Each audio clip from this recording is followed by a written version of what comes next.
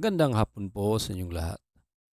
Narito na po ang resulta ng Lotto ngayong 5 p.m. draw, July 8, 2026 para sa mga games na 2D Lotto at 3D Lotto.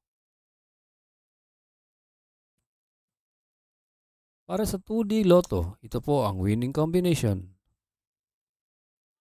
21 and 12 in exact order.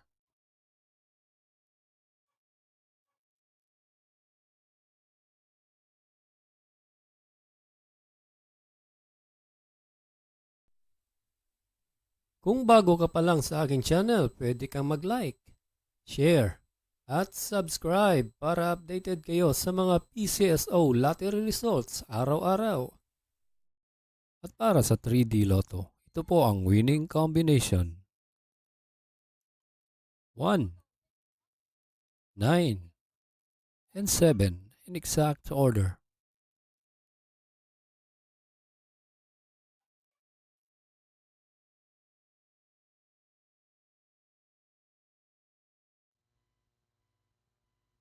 Salamat po sa panonood ng Lotto Results Today by Mr. Wi-Fi.